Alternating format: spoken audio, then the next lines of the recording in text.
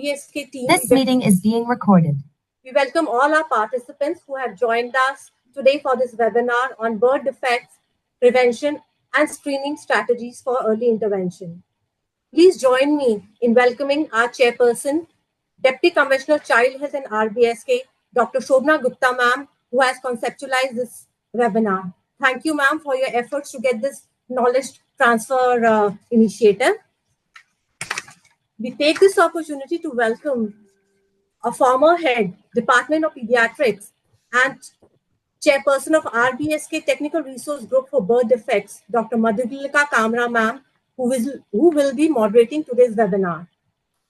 Please welcome our first speaker for the day, Dr. Bharti Sharma ma'am, Assistant Professor, Department of Obs and Gynae, PGI Chandigarh, Head of Department Pediatrics, Swami Dayanand Hospital, New Delhi, and Secretary General, National Neonatology Forum, Dr. Surendra Singh Birsa. Thank you, sir, for your time. The participants are welcome to post their queries in the Q&A chat box. We shall address them at the end of the session. Now I request Shobna ma'am to open the session for today. Ma'am, please. Yeah, very good afternoon to everyone. And thank you so much for my esteemed speakers and the moderator, Dr. Madhulika, Dr. Surendra Bish, Dr. Bharti Sharma, for agreeing to be a part of this webinar and on this discussion of such an important topic about the screening of the birth defects and how to go forward. As we all know that we have come a long way. And when it comes to the neonatal mortality rate and the under 5 mortality rate, birth defect is becoming one of the common contributors, especially when we are going towards our journey towards SDG attainment. As and when we are able to control the morbidity and the mortality happening because of infections, low birth weight, asphyxia, definitely the fourth most common cause become the birth defect. And as we can see also in these states where we are towards the achieving the single digit neonatal mortality and there is improvement, the proportion of the birth defects is increasing years and day by day. And this is also visible as we know that the importance of birth defect has been recognized well before a decade before in our RBSK program, where we know that it's very important to catch them children early, as early as possible, maximum at birth, and then to early intervene. The basic objective that they should not lead to disability. The intervention should actually lead to a good quality life, DLY, which we talk about. So as we have moved forward, in a decade-long journey in our RBSK, we have seen that we have established the processes. We have come a long way. That protocols are there. Infrastructure now is developing a lot. We have our mobile health teams, 11,500 mobile health teams plus are present across the country, and you people are all our champions actually of the mobile health team, where there are medical officers, paramedical staff who actually goes and screen the children Anganwadi in the schools, as well as our delivery healthcare staff, which is present right at the delivery room, whether it is a district hospital, sub-district hospital, PHC or a CHC, where the newborn is born. Now, as you see, as and when our institutional deliveries are increasing, as per our latest data by HIMS, we have almost more than 92% deliveries being institutional on a national average, with some of these states having almost 99% deliveries in the institution. So there is no reason that why should any birth defect, at least a visible one, should be missed at birth. Maximum, as we say, that almost major external defects and the 60% we should be able to capture. So I would actually request all of you are being the champion who are working at the ground level, kindly take this webinar very seriously, and this comprehensive newborn screening, which is to be done at birth. If I see my national average of the program, this is the one which is lagging behind with respect to other things. We are improving in screening of the children from the Anganwadi, from the schools, and even we are having camps in the camp mode, which you people are doing. But we should not reach to that camp level. We should actually able to catch them early right at birth, for which you have to have the skills to diagnose it right at birth, what to see in a most easy way. Not only that, whom to contact to have a good coordination between your mobile health teams and the delivery room and the medical officer and the pediatricians. So have that referral linkages and then connect it with our facility for early treatment. Fortunately, our pathways for the treatment, which are working through DEIC and our public-private partnership, to have those surgeries and collaboration with our NGO partners, that is being strengthened and quite streamlined now. So year by year, if I see that more and more children, year by year, if I see my data in the RBSK, we are getting more and more children being benefited by the surgeries. So they are getting treated. But it is very important to treat them early on time. If I treat a child with hearing deafness or with a malformation, after 6 years or 7 years, the outcome will not be the same which I expect when I catch them right at birth or immediately after birth. So this webinar is basically, to again make that awareness amongst you. You people are already doing it, the importance of timing, as well as to create that awareness in the community, because you people are working in community. And we kept this webinar actually, before March, because 3rd March, as you know, is the World Birth Defects Day for the awareness. And last year also we had a whole month being, dedicated to this awareness. So we thought that, having in the 3rd week of March, it would be better if we had in the February. And as you all know, that this eConnect series is an initiative which has been taken up by the Child Health Division along with the support of the ECO India by IHHMR Delhi and the UNICEF India, so as to have these technical sessions on the topic of importance of newborn and child health, where we can connect instantaneously with our teams across the country. And as you can say, we have almost, always more than 2,000 to 3,000 participants. So that is the knowledge dissemination we are looking for this. And this happens on every third Thursday at 3 to 4:30 p.m. So please utilize this platform. You have very good eminent speakers which are working for years together in this field. And you can put your questions in the question box. They would be taken up.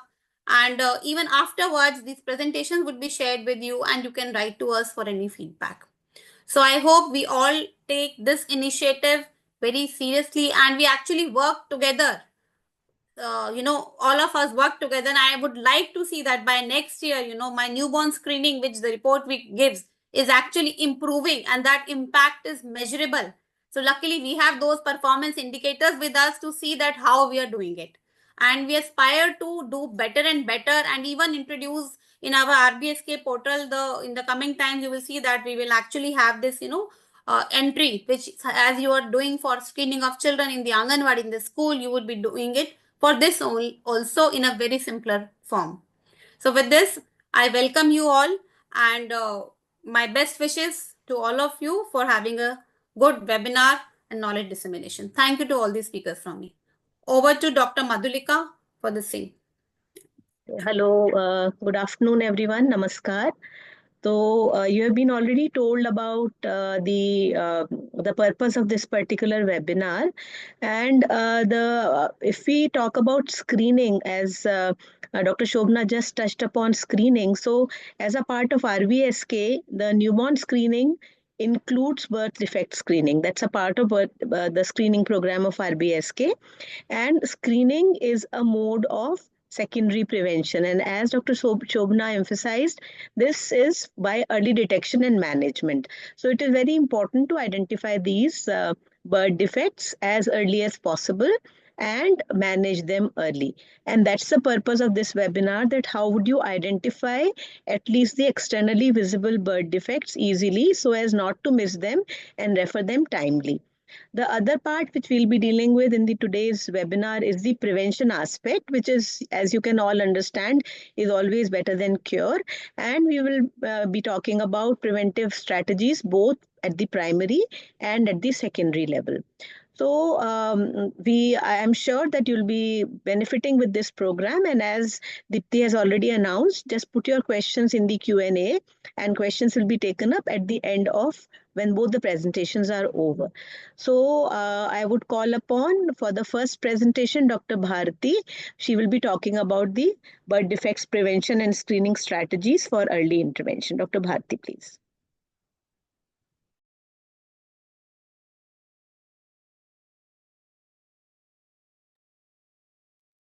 Thank you so much. Good afternoon, everyone, and namaskar. Comment Bharti, box में काफी full screen. Yes, ma'am.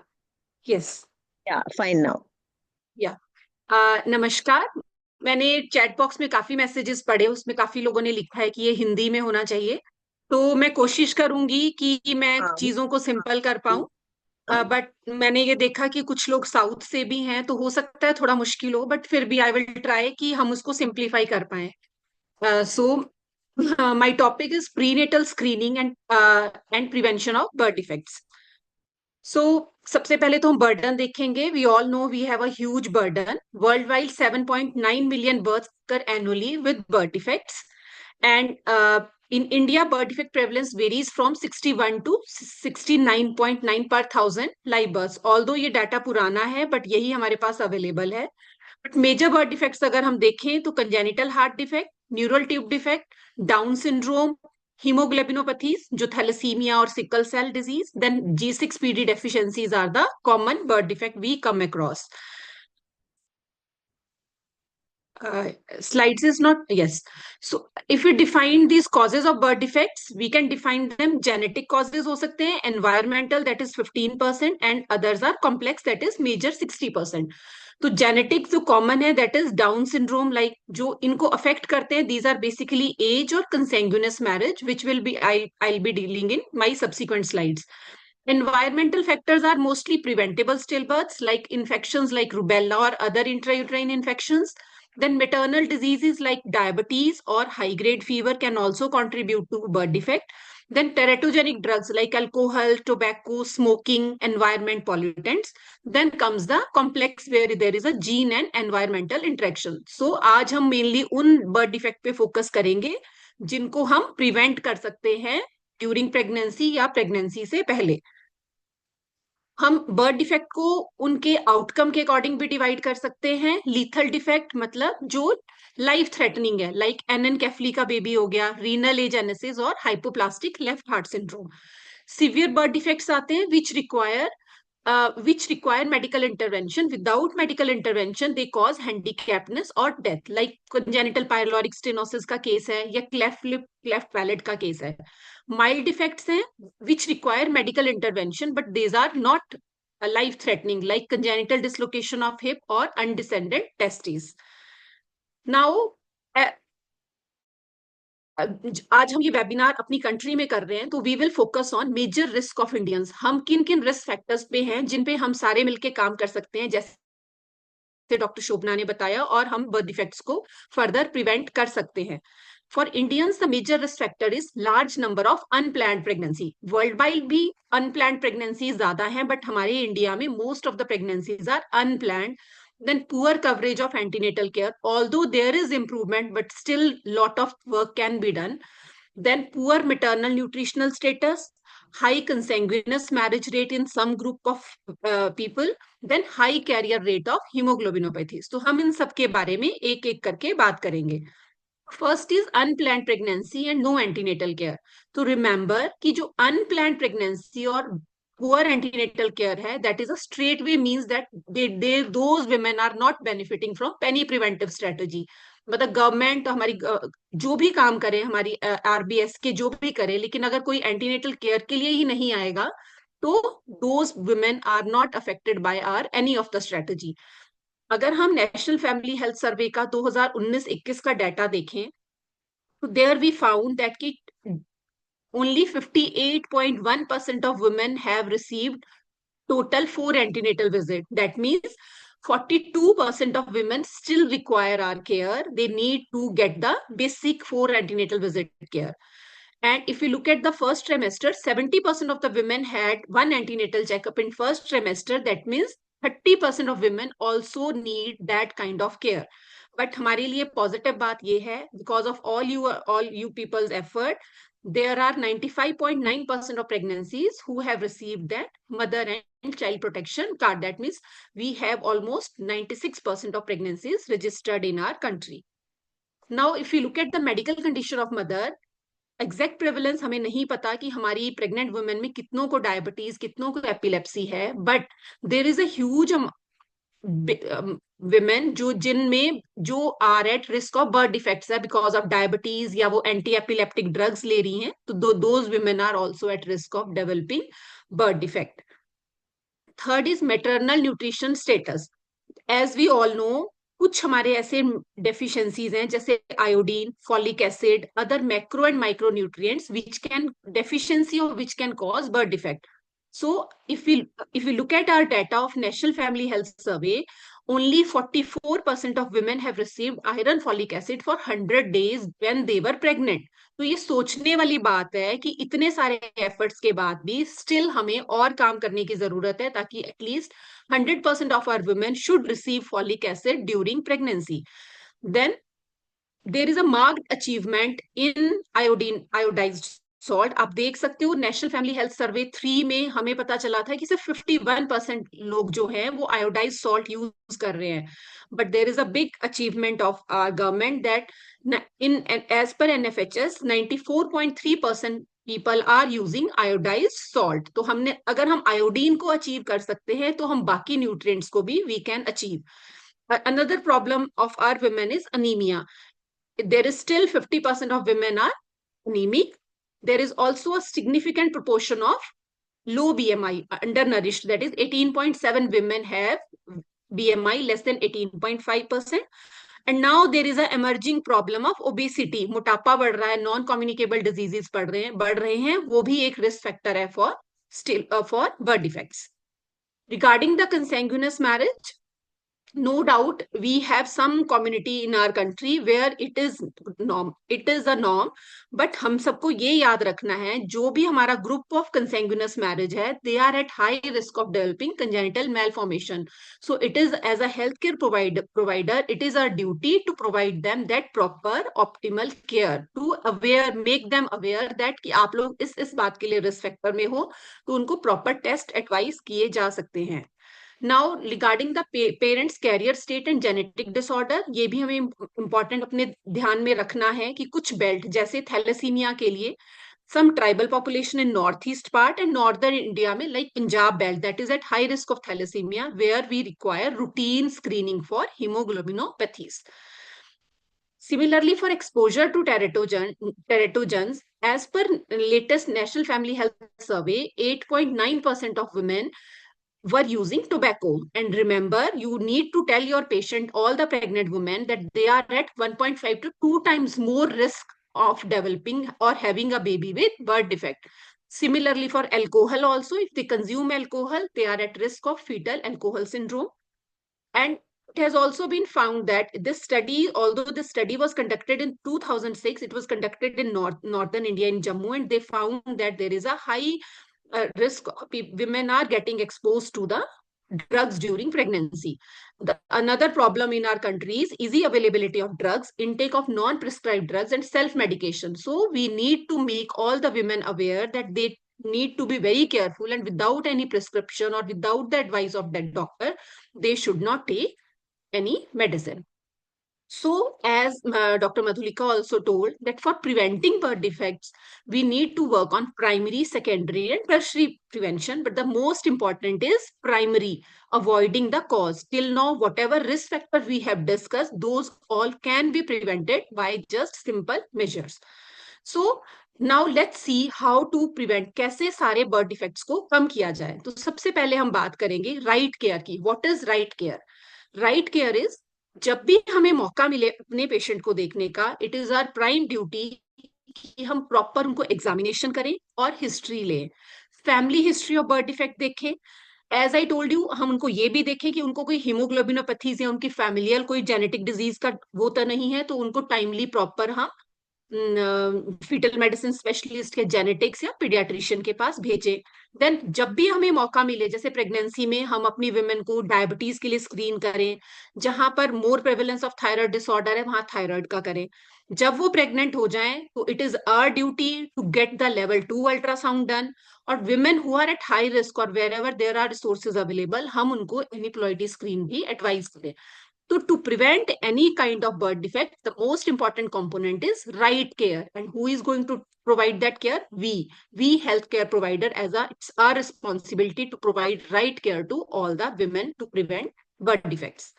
Second comes the periconceptional folic acid. Periconceptional means before pregnancy, and first three months is the very important duration when every woman should get folic acid. How folic acid help? It is a source of DNA creation. It helps to prevent neural tube defect, that is include spina bifida, all the neural tube defects, and anencephaly. It not only reduces the birth defect, but sometimes it also helps to reduce the pregnancy complications, miscarriage और premature birth. मतलब abortion भी कम करता है, time से पहले की delivery भी कम करता है, और भी कॉम्प्लिकेशंस प्रेगनेंसी में कम करता है। नेक्स्ट आता है रूबेला वैक्सीनेशन। रूबेला वैक्सीनेशन हमारे 3 ऐसे इंट्रायूट्राइन इन्फेक्शंस हैं जिनको हम कुछ मेजर्स लेके कम कर सकते हैं। सबसे पहले आता है रूबेला, जो हम एक सिंपल वैक्सीनेशन से प्रिवेंट कर सकते हैं। तो बेटर है कि जो औरतें जो प्रेगनेंसी प्लान कर रही हैं वो सबसे पहले अपना MMR वैक्सीन ले लें, not in pregnancy, before planning pregnancy. Pregnancy के दौरान avoid people with rubella, then clean surfaces use करें और प्रैक्टिस गुड हाइजीनिक, मतलब अच्छे से हाथ धोएं, ये सब बातों का ध्यान रखें। उसी तरह जो साइटोमेगेलोवायरस है वो भी प्रिवेंटेबल है। जब हम प्रेग्नेंट होते हैं तो कोशिश करनी है कि हमने 6 साल से नीचे वाले बच्चों के साथ डायरेक्ट कांटेक्ट नहीं करना है, बिकॉज छोटे बच्चों में CMV जो है वो बहुत कॉमन है, और हमने बर्तन ब्रश ये सब चीजें छोटे बच्चों के साथ शेयर नहीं करने हैं। तीसरा आता है टॉक्सोप्लाज्मा, वो भी एक इंट्रायूट्राइन इन्फेक्शन है। वो भी हम प्रॉपरली वॉश करके, प्रॉपरली कुक्ड मीट यूज करके, ड्यूरिंग प्रेगनेंसी कैट लिटर को टच ना करके, अगर टच करना ही है तो ग्लव्स प्रॉपरली पहन के, या जब हम अपने सॉइल के साथ काम कर रहे हैं तो प्रॉपर ग्लव्स पहने, तो हम ये सब इन्फेक्शन प्रिवेंट कर सकते हैं। तो ये बहुत इंपॉर्टेंट बात है। These are some causes which can be just prevented by maintaining proper hygiene and just avoiding 2-3 things जो मैंने आपको अभी बताए। थर्ड बात है मेंटेन अ हेल्दी वेट। जैसे आपको पहले भी बताया, हेल्दी वेट जो है बहुत इंपॉर्टेंट है। अंडर वेट भी प्रॉब्लम है, और obesity is also a problem for developing birth defects and all other pregnancy related complications. Fifth strategy है every pregnancy should be planned. Planned का मतलब है कि हमने पहले अपने आप को ऑप्टिमाइज कर लिया, हम अपनी बेस्ट ऑफ हेल्थ में अपनी प्रेगनेंसी को प्लान करें। Next point is optimization of underlying disease, that is diabetes, epilepsy, because diabetes, uncontrolled diabetes जो है वो बहुत हाई रिस्क है कॉम्प्लिकेशंस होने में। ये देखा गया है कि जिनका HbA1c अगर 10% है तो 22% चांसेस हैं कि उनके बच्चे को बर्थ डिफेक्ट हो सकता है। सिमिलरली जो हम एंटी एपिलेप्टिक ड्रग्स लेते हैं वो औरतें भी बहुत हाई रिस्क रहती हैं न्यूरल ट्यूब डिफेक्ट्स के लिए। नेक्स्ट आता है हमारा एंटीनेटल केयर।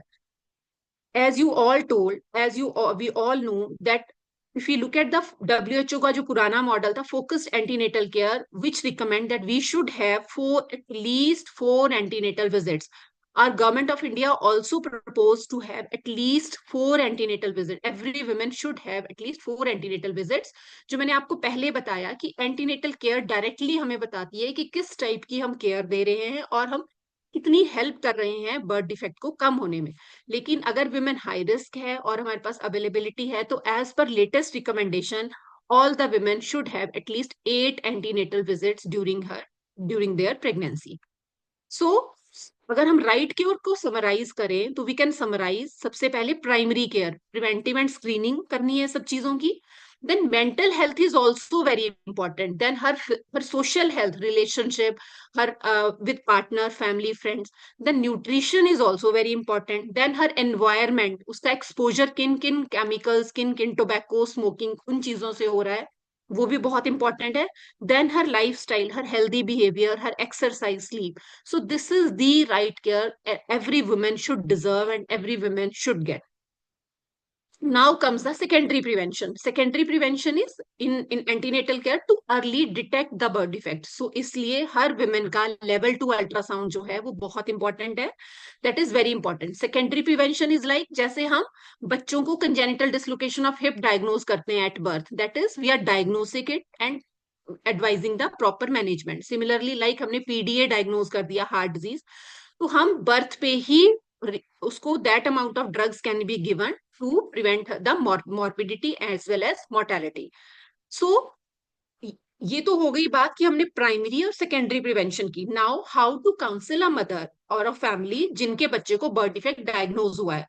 तो as a health care provider we need to understand, first हम सबको समझना पड़ेगा कि बच्चे को क्या डिफेक्ट है और उसकी सिवियरिटी क्या है. उसके लिए हमें मल्टी केयर डिसिप्लिनरी अप्रोच चाहिए. हमें paediatric surgeon, cardiology, paediatrician, genetic, उन सबसे बात करके we need to explain them the nature and severity of congenital anomaly. Then उसका पोटेंशियल आउटकम क्या होगा. अगर बच्चा अलाइव होता है तो उसकी कितनी मॉर्बिडिटी होगी, ये सब क्लियर होना है. फिर पेरेंट्स को ये भी बताना है कि इस बर्थ डिफेक्ट का क्या क्या इलाज संभव है. आगे जाके बच्चा कितना हैंडीकैप्ड होगा, वो मेंटली फिजिकली कैसे करेगा. और सबसे इंपॉर्टेंट बात है कि हमें एक इमोशनल सपोर्ट प्रोवाइड करनी है. उसके बाद हमने उनके साथ ऑप्शन डिस्कस करनी है कि वो एमटीपी, वो इलेक्टिव टर्मिनेशन चाहते हैं.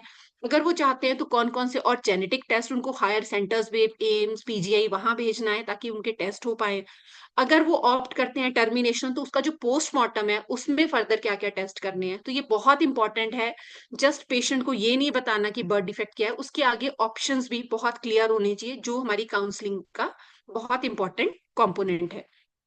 Now let's have a look कि हमारी government what all things we are doing to prevent stillbirth. That is, number one is folic acid supplementation. Our government is providing iron folic acid tablets. We still have things to improve कि हम और better उसकी coverage करें. We have achieved the iodization of salt because of fortification. Then nutritional counseling. There are many in every antenatal care visit. It is our prime duty to explain all the women regarding the nutritional counseling. Then we also have genetic counseling and career screening at all the level 2 or level 3 facilities में available है. Then हम campaigns कर रहे हैं. We are educating the public. Then there is so many food fortification programs and all the guidelines are recommending that adequate antenatal care and level 2 ultrasound. हमारे पास ये भी है प्रधानमंत्री सुरक्षित मातृत्व अभियान, जिसमें हम हाई रिस्क प्रेगनेंसीज को ट्रैक कर रहे हैं. तो we have so many things which are being done to prevent those stillbirths. So now we require so that we can work more to implement all these initiatives. So this is the best example of neural tube defect. अगर mother this folic acid लेती है तो we are doing the primary prevention. So more than 70% of neural tube defects are preventable just by periconceptional folic acid for all women of childbearing age. And we can diagnose, we cannot miss even a single case by proper antenatal checkup along with level 2 ultrasound. अगर suppose उसके बाद भी अगर बच्चा born हो गया हमारा spina bifida से, तो we can provide timely intervention by surgery and physiotherapy and all the support to the parents and all that affected baby and the parents.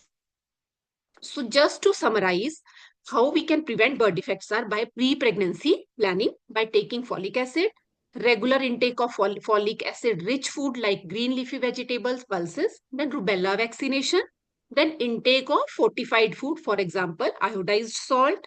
Then during pregnancy, you discuss all your problems with your doctor like genetic or family history, then regular antenatal checkup at least 4 times during your pregnancy, and always inform your doctor before starting or stopping any medication. Then avoid harmful substances like alcohol, smoking, and maintain a healthy lifestyle. Keep your diabetes under control, maintain a healthy weight. And the most important part is getting family support, that is family members, to maintain a positive environment. As I told you, mental health also plays an important role. And the very important point that we all can do without any effort, that is keeping personal hygiene. With keeping personal hygiene, we can prevent so many infections. So now, before going further, I would request all the participants to respond to those answers, to the questions I'm going to ask, just to make it little interactive. And I would like to know whether, what is your this thing. So now the first question is, Which of the following vaccine should be taken before getting pregnant because of the danger of disease or birth defect to the fetus?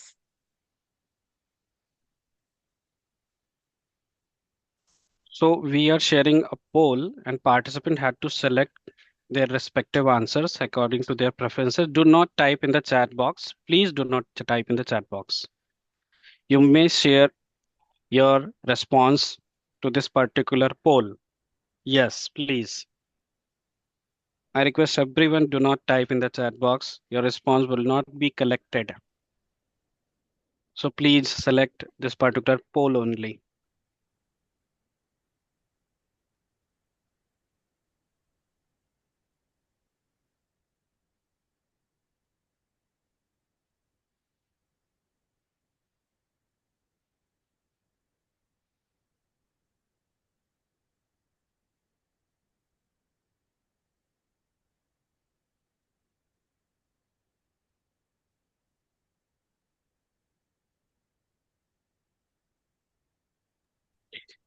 People who are giving their answers in the chat box, please mark your answers here in the poll only. एक बार हिंदी में बोल दीजिए। जो लोग chat box में अपने answers डाल रहे हैं वहां मत डालिए। आप लोग के सामने स्क्रीन पे एक पोल दिख रहा होगा, वहां पे सेलेक्ट करना है अपने आंसर्स को, जो भी आपका अप्रोप्रिएट आंसर लगता है, क्योंकि आपका फिर जो आंसर है वो सेलेक्ट नहीं होगा। हमारे जो एक्सपर्ट है उनको पता नहीं चलेगा कि आपने कौन सा सेलेक्ट किया है। All right.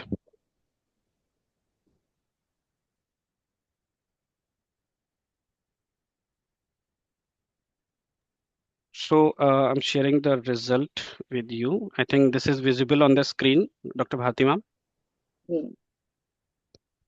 Yes, yes, yes. So the right answer is rubella. Yes, rubella is the thing which, and remember, tetanus we give to prevent neonatal tetanus. Otherwise, it does not cause any birth defect. The defect is the intrauterine infection rubella is which is going to cause the birth defect. So answer is rubella.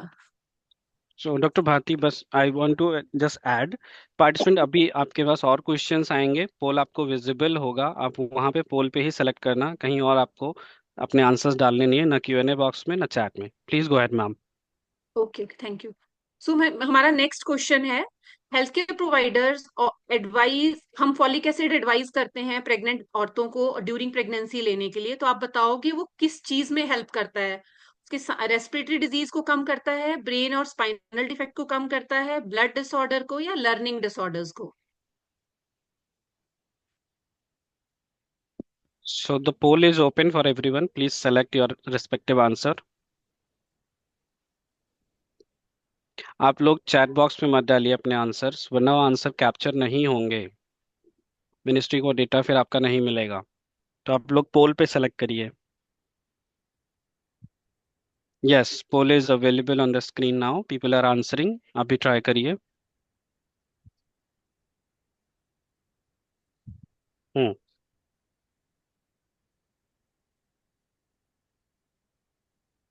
बंद करना तुम।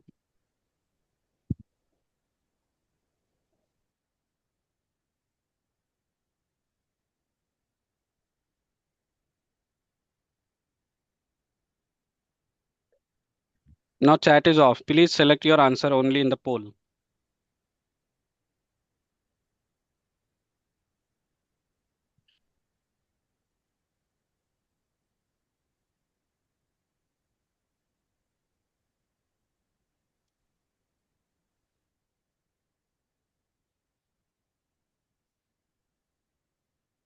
Bharti, this is the result we have.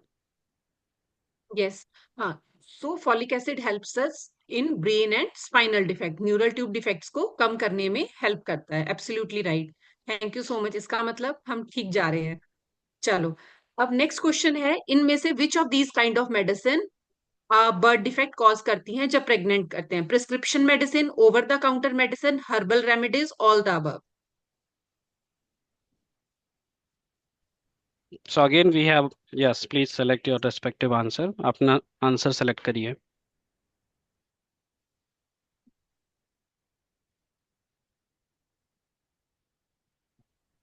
Dr. Bharti, we can see a great engagement from the participants.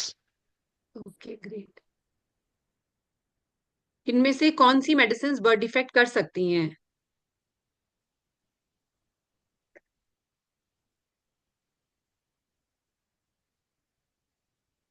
Awadhesh जी, हमें पता चल सकता है कि कितने लोगों ने रिस्पॉन्ड किया है out of the numbers who have yes participated? Ma'am, on the top of the poll आप देख सकते हैं, ऊपर अच्छा, काउंटिंग्स आ रही ओके है। Out of okay 3000 okay people are participating.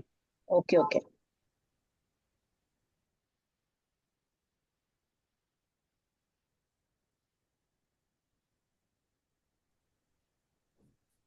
Ma'am last question में 2091 थे।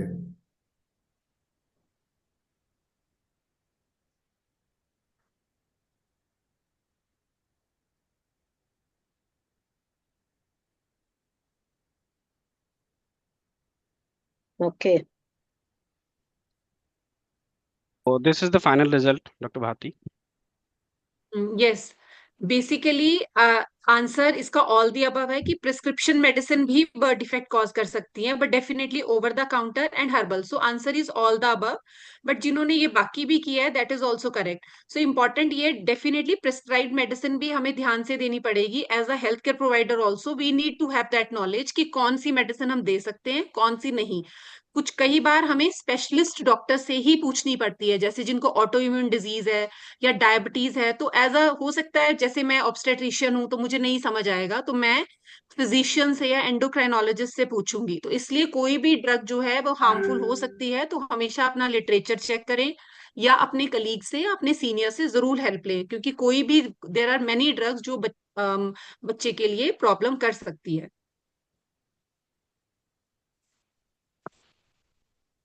नाउ ये क्वेश्चन है, which of these habits of pregnant women can harmful to foetus? इसमें से कौन सी चीजें हैं जो बच्चे को हार्मफुल होती हैं? स्मोकिंग, ड्रिंकिंग अल्कोहल और taking illegal drugs. Yeah, please select your answers.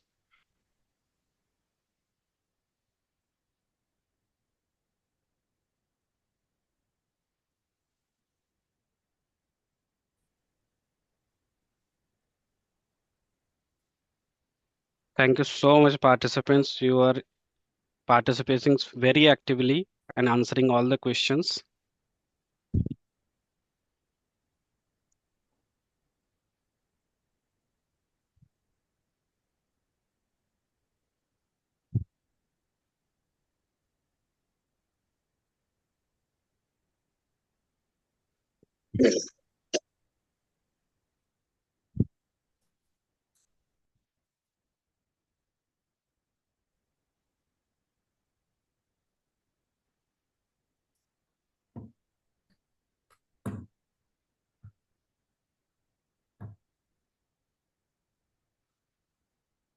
So this is the result we have, Dr. Bhati. Yes, thank you so much. The answer is all the above. All the drugs are harmful to the fetus. Thank you so much for responding. Like, now our last question is, when is an unborn baby most at risk of developing birth defect? पहले 3 महीने, second trimester, या last trimester, या पूरे 9 महीने बच्चा जो है वो रिस्क पे रहता है? सबसे इंपॉर्टेंट कौन सा 3 महीने हैं जिसमें बच्चे को बर्थ डिफेक्ट हो सकता है? And then question are here only. Please select your respective answers.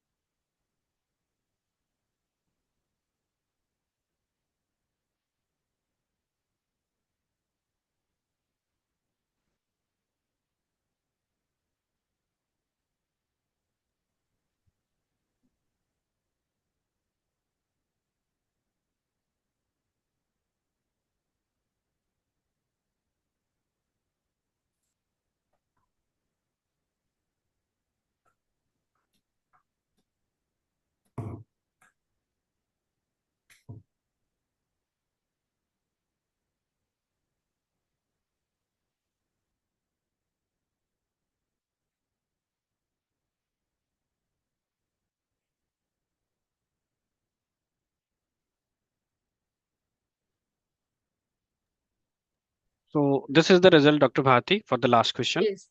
Yeah. So The correct answer is first trimester. Yes, it is very important. Although few things can affect the baby in whole pregnancy, but the most crucial, जो सबसे important time है, वो पहले 3 महीने हैं जब बच्चे के सारे अंग और organs बनते हैं. तो हमें याद रखना है कि जो पहले 3 महीने हैं वो बहुत ज्यादा important है, जिसमें बच्चे को सारी problems हो सकती हैं. तो लास्ट में मैं फिर से इसी स्लाइड के साथ अपनी प्रेजेंटेशन बंद कर रही हूँ कि ये जो हमें 5 prongs हमारी आरबीएस के रिकमेंड करता है, that is pre pregnancy planning, care during pregnancy और avoid harmful substances, getting family support और कीपिंग पर्सनल हाइजीन से हम almost 70% of still birth defects जो हैं वो प्रिवेंट कर सकते हैं. Thank you so much. Thank you. Thank you doctor Bharti. आपने बहुत ही अच्छी तरह पूरा समझाया सारे पार्टिसिपेंट्स को कि हम प्रिवेंशन किस तरह से कर सकते हैं, प्री प्रेगनेंसी हम क्या कर सकते हैं और ड्यूरिंग प्रेगनेंसी क्या क्या कर सकते हैं. जैसा मैंने पहले बोला था, हम लोग क्वेश्चंस जब दूसरा प्रेजेंटेशन पूरा हो जाएगा फिर लेंगे. आप चैट बॉक्स में टाइप करें और उसके बाद हम जो दोनों प्रेजेंटेशंस के बाद आपके क्वेश्चंस लेंगे. तो अब मैं रिक्वेस्ट करूंगी डॉक्टर बिष्ट को, वो अपना प्रेजेंटेशन देंगे आपको, जो बर्थ डिफेक्ट्स, बच्चे को एग्जामिन कैसे करें बर्थ डिफेक्ट के लिए, जिससे हम ज्यादा से ज्यादा बर्थ डिफेक्ट्स को जल्दी से जल्दी पकड़ सकें. तो डॉक्टर बिष्ट आप अपना प्रेजेंटेशन दें. Thank you. Can I share? Yes, please share your screen, sir.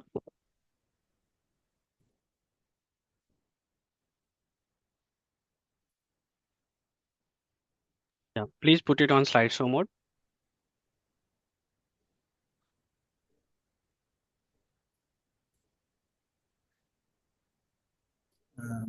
Sir, you have to change the display setting. Yeah. Thank you, sir. Please go ahead. Yeah. Thank you, Dr. Madhulika ma'am. I'm really grateful कि ma'am chair कर रही हैं. ये तो एक सौभाग्य की बात है. It's an honor, ma'am. Thank you, Dr. Shobna, for giving me this opportunity to interact with RBSK and DIC personnel across the country. I'm really humbled. Ganderbal, Srinagar से लेके शोपियां से लेके त्रिवेंद्रम और गुजरात से लेके Bankura district. And I'm so happy. I belong to a small district of Almora in Uttarakhand. And मेरे गांव के पास लमगड़ा का एक छोटे DIC सेंटर का भी कोई एक नाम मैंने देखा है वहाँ पे. I'm really thankful for getting connected to the thousands and thousands of people who are here. And ये बहुत सिंपल सा तरीका है जो मैडम ने बताया, डॉक्टर भारती ने. It is important to prevent. But as of now, we are still grappling with what to do with when a baby is born with birth defect. बच्चों को कैसे पहचाना जाए, कैसे देखा जाए, कैसे करा जाए. और हमारे अब क्योंकि 90% बच्चे संस्थागत डिलीवरीज हो रही हैं, institutional deliveries are 90% or so, and still we are missing out on birth defects. And in a study which was done, it was found even only some 50 to 60% of birth defects, even the gross ones, the gross 9 ones, are getting picked up. So people are getting mixed. Though the knowledge of birth defect is there, तो जो आप सबसे जिम्मेदारी है कि ये है कि जो भी बच्चा पैदा हो रहा है उसमें आप देखेंगे तो हमें हेड टू टो एग्जामिनेशन, बहुत सिंपल भाषा में डॉक्टर मधुलिका मैडम और डॉक्टर शोभना इस बर्थ डिफेक्ट से कई दशकों से जुड़ी हुई हैं. मैडम ने तो सारे प्रोग्राम बनाए हैं, डॉक्टर मधुलिका काबरा मैडम ने. और मैं याद कर रहा हूँ कि जब मैं पहला दिल्ली के अंदर बर्थ डिफेक्ट चल रहा था और साउथ ईस्ट एशिया में चल रहा था, तो किस तरह से हमें सिखाया गया था कि हम बच्चों को पहचानेंगे. एक फोटोग्राफ कुछ हमें बताई गई थी कैसे आइडेंटिफाई करना है. और उसके बाद ये पूरी किताब आई है जो आप देख पा रहे हैं यहाँ पे, कॉम्प्रिहेंसिव न्यूबॉर्न स्क्रीनिंग वाली, जिसके अंदर तरह तरह के पिक्चर्स दिए गए हैं और there are films, there are description on this which can tell you how to go about it. So I'm referring from this book. ये जो बुक है इसका आप एक कलर्ड वर्जन अपने सेंटर में रखिए. आप हर आरबीएसके का जो व्यक्ति है, जो भी आज यहाँ मौजूद है 3000 से ज्यादा, they should have a PDF of this book with them and they should refer to it whenever baby is born. Maybe some of the states have started making apps on it, और वो app में भी भर रहे हैं इसको, वो बहुत अच्छा बात है। बाकी राज्यों को भी इस तरह के काम करने चाहिए। So I'm really glad that such a thing has been done, and since fortunately, we are running the first district early intervention center in Delhi. Started few years ago with the blessings of ministry, and we are really happy. We are trying to find ways to do things better. अभी भी हम miss कर रहे हैं, यहाँ तक miss कर रहे हैं कि एक अच्छे पीडियाट्रिशियन का खुद का बच्चा और उसका क्लेफ्ट पैलेट हम दूसरे तीसरे महीने देख रहे हैं। क्लेफ्ट पैलेट मिस कर जाते हैं, एनालिट्रेशिया मिस कर जाते हैं, कुछ अंदर के जो विकृतियां हैं, जो बर्ड डिफेक्ट्स हैं, जो हार्ट में है, गट में है, वो तो बात की बात है। हम जो बाहर से दिखने वाली विकृतियां हैं वो भी मिस कर जाते हैं। सो कब देखा जाना चाहिए? एक पूर्ण फिजिकल एग्जामिनेशन आपको कंप्लीट ब्रीफ, पूर्ण मतलब ये नहीं कि बहुत डिटेल करना है, ब्रीफ फिजिकल एग्जामिनेशन करना है। जैसे ही बच्चा पैदा हो रहा है आप तभी देख लीजिए उसको, और डिस्चार्ज से पहले कम से कम। Sir, sorry for the disturbance. Could you please come a little bit closer to the mic so we can get a clear audio? Yeah, now it's better? Yes, sir. Please go ahead. Thank you. So अगर आपको discharge से पहले at least, क्योंकि हम आपको 48 hours पे कह रहे हैं, the babies need to be discharge at 48 hours. I am trying to speak both in Hindi and probably I am repeating things Hindi in English, and it may take little longer. कुछ समय लगेगा क्योंकि बहुत राज्यों से हैं लोग। और फिजिकल एग्जामिनेशन करने के लिए आप major congenital anomalies you will able to pick them up. कोई ऑप्टिमल टाइम नहीं है करने का, स्क्रीन करने का, बट आपको कोई अपॉर्चुनिटी मिस नहीं करनी चाहिए। डिस्चार्ज के टाइम पे, इम्यूनाइजेशन के टाइम पे, फॉलोअप के टाइम पे, कभी भी आ रहा है, you must try to do this. And जो रिकमेंडेड अप्रोच है, ऊपर से लेके सर से लेके पैर तक, फ्रॉम हेड टू टो देखेंगे, पीछे से आगे की तरफ देखेंगे, तो ये आपको, this will help you out in missing out the screening. So what are the components? The components which head to toe examination कहाँ करना है? बर्थ पे कर सकते हैं तो कर लीजिए, बट बर्थ पे और भी कारण चल रहे होते हैं, रेसिस्टेशन भी चल रहा होता है, बच्चे को संभालना भी होता है, गर्माहट भी देनी होती है, दूध भी पिलाना होता है, उस वक्त हो सकता है आप कुछ मिस कर जाएं। So at birth, at delivery, at all delivery points आपको करना है। कौन करेगा? ऑब्वियसली जो व्यक्ति वहां पे मौजूद हैं, the existing ANM staff, nurses and doctors, whoever are there, they need to do it. And how to do it? एक प्रॉपर फिजिकल एग्जामिनेशन का फॉर्मेट है और पिक्टोरियल आपको टूल दे रखा है। तो this book has that format with you and you can do this. कब करना है? जैसे बच्चा पैदा हुआ है, बेबी इज बॉर्न, आप उसको देखें, बच्चा ऑब्वियसली जिसको जरूरत है रिससिटेशन की, उसको रिससिटेशन कीजिए, और देखिए उसका अलाइव है तो आप उसको एग्जामिन करेंगे head to toe and front to back. And जितने भी विजिबल बर्ड डिफेक्ट्स हैं, you have to list them out, you have to write in that paper. There is a paper which is available, and record the finding in the form, and if so it is required, you may need to refer to a higher center and do it urgently, which Dr. Shobna just told you. We need to limit the disability, we have to improve the survival. किसी किसी condition में आपको बहुत तेजी से refer करना होता है। कुछ पीडियाट्रिक सर्जन जिस कंडीशन होंगे जहां पे हम बात करेंगे, क्या क्या इसेंशियल स्टेप्स है, कैसा किया जाए, how to do it. You need to wash your hand. Obviously आप बच्चे को जब के पास जा रहे हैं, किसी भी बच्चे के पास जा रहे हैं, तो आप अपने हाथ अच्छी तरह से धोएंगे, जिस तरह कोविड के टाइम पे आपको सबको सिखाया गया है। जो WHO के स्टेप्स हैं, पूरे 11 स्टेप्स हैं हैंड वॉशिंग के, वो करेंगे। और पेरेंट्स ऑब्वियसली आपके बच्चे को छू रहे हैं, we need to have a consent from them. आपसे पूछेंगे, बच्चे को आप उस वक्त एनकरेज कर सकते हैं ब्रेस्ट फीडिंग के लिए, ब्रेस्ट फीडिंग करते करते भी आप बच्चे को देख सकते हैं, और बच्चे के बॉन्डिंग के साथ साथ आप बच्चों को एग्जामिन कर सकते हैं। इनिशियल एग्जामिनेशन आप इमीडिएटली आफ्टर बर्थ चेक कर सकते हैं, because with the vitals also, और अगर जरूरत है रिससिटेशन की तो उसको रिससिटेशन के लिए लेके जाएंगे। प्रायर टू डिस्चार्ज आप पूरा का पूरा एक बर्ड डिफेक्ट एक बार फिर से हेड टू टो और फ्रंट टू बैक एग्जामिन करेंगे। फॉलोअप, जो भी हाई रिस्क केसेस है उनको फॉलोअप पे देखेंगे, हो सकता है उनको दोबारा देखा जाना चाहिए। बच्चा प्रीमेच्योर है तो उसको दोबारा से आप चेक करेंगे, रेफर करेंगे उन कारणों के लिए, किसी कारणों के लिए। और कुछ हिस्ट्री लेंगे, जैसे डॉक्टर भारती ने कहा, मदर की हिस्ट्री लेना, ऑब्स्टेट्रिक हिस्ट्री क्या रही थी, सर कैसा था, निकलने में निकल पा रहा था, निकल रहा था, family history, drug history, there is family में कोई डेफनेस की हिस्ट्री तो नहीं है, फैमिली में कोई बर्ड डिफेक्ट की हिस्ट्री पहले से तो नहीं है, एक बच्चे को पहले था, या बहन के बच्चे को था, भाई के बच्चे को था, या परिवार में किसी और को था, किसी को डेफनेस की हिस्ट्री है, किसी को ब्लाइंडनेस की हिस्ट्री है, so those history need to be taken. किसी को कंजेनिटल हार्ट डिजीज की हिस्ट्री है तो आप पूछ सकते हैं। कहाँ पे करना चाहिए? ऑब्वियस ऐसे वातावरण में करना चाहिए जहाँ पे वार्म हो, गर्माहट हो। उस जगह पे आप बच्चे को नंगा कर रहे हैं, you are just keeping the you are just keep removing all the cloth from the baby. तो उसको गर्म माहौल होना चाहिए, लाइट अप्रोप्रिएट होनी चाहिए, जहाँ पे आप देख सकें शाम का समय है, इवनिंग टाइम, नाइट टाइम, तो आपको अप्रोप्रिएट लाइट होनी चाहिए। करंट आइडेंटिफिकेशन उसी बच्चे का कर रहे हैं, उसी को नोट करना चाहिए। और ऑब्वियसली आप जहाँ पे बच्चों को देखेंगे आप ऐसी जगह रखें जहाँ साफ सुथरी हो, जहाँ इन्फेक्शन कंट्रोल प्रिकॉशंस करेंगे, आपके हाथ साफ हैं। और ऑब्वियसली आप ऐसे करें जहाँ प्राइवेट है, सारी दुनिया को नहीं पता चल रहा है, इट्स कोई मजमा नहीं लगा, it's not a fair where everybody is looking at it what is happening.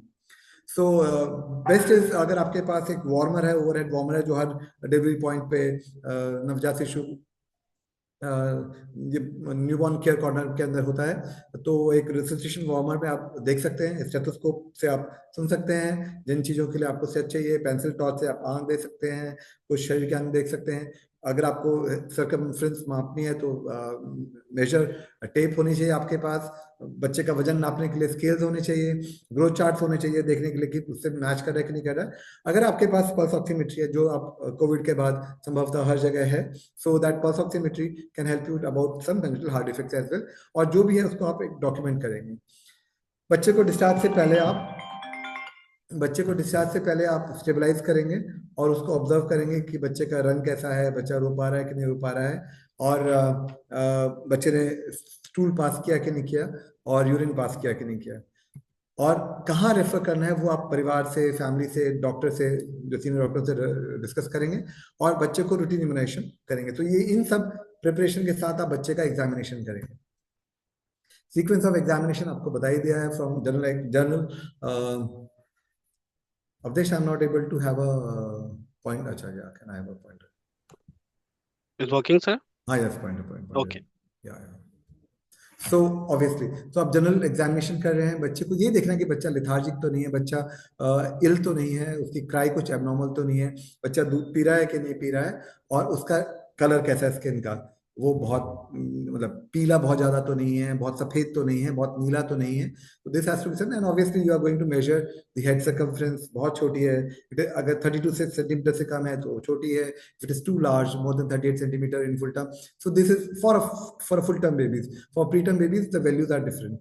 ठीक है, हेड एंड स्पाइन आप पूरा देखेंगे, स्कल कैप है कि नहीं है, स्पाइन कैसा है, कहीं से और आ नहीं रहा है, फेशियल एक्सप्रेशंस कैसे हैं उसके, उसका मुंह टेढ़ा तो नहीं हो रहा है, बच्चे डिस्मॉर्फिक फेशियल्स तो नहीं है, कोई शरीर उसका मुंह कैसा चल रहा है, आई कैसी है, ड्रूप तो नहीं कर रही हैं, आई बॉल कैसे कर रहे हैं। Will just look into that again, and face and eyes देखेंगे, चेस्ट एंड एब्डोमेन देखेंगे। तो आप ऊपर से लेके नीचे आ रहे हैं, then you are coming to genitalia, urinary tract, limbs, and then some chromosomal anomalies which are like कि जो डाउन सिंड्रोम है खासतौर पे हम देख रहे हैं, जिसमें अपवर्ड स्लांट तो नहीं है बच्चे की, इनर आई की तरफ, इनर कैंथस ऑफ आई में एक फोल्ड तो नहीं है, और पाम में सिंगल क्रीज तो नहीं है।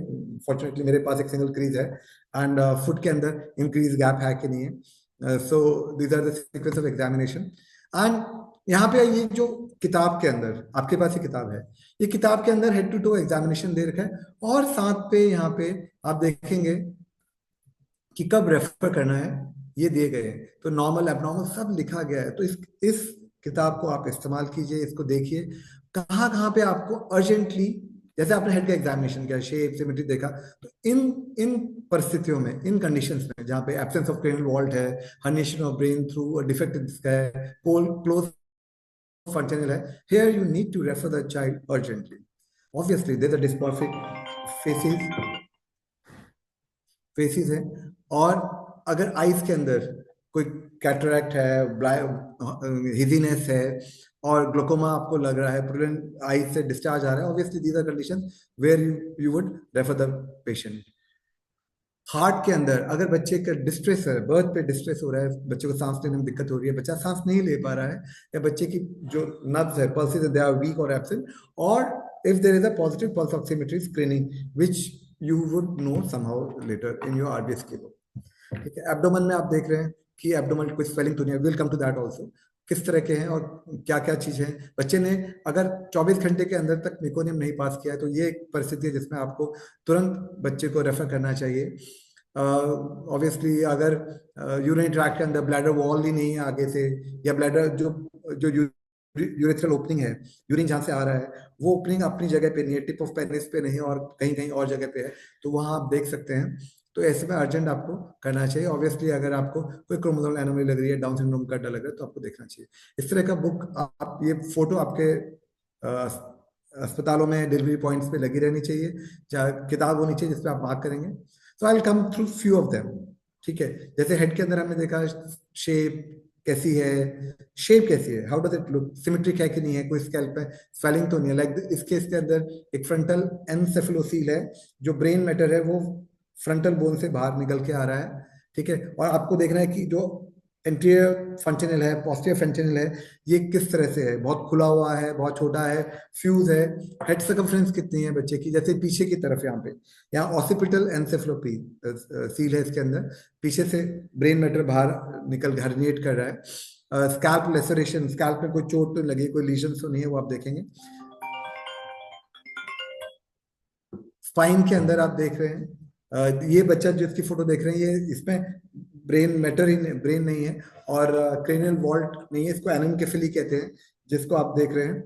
और स्पाइनल, ये ऐसे बच्चा जिसका लार्ज हेड है, और जो हाइड्रोसेफेलस वाले बच्चे हैं ये भी आप देखते हैं, इसके जन्म पे होते हैं, कई जन्म के बाद होते हैं, तो अलग अलग समय पे आप देख सकते हैं, फॉलो अप पे इसको देख सकते हैं।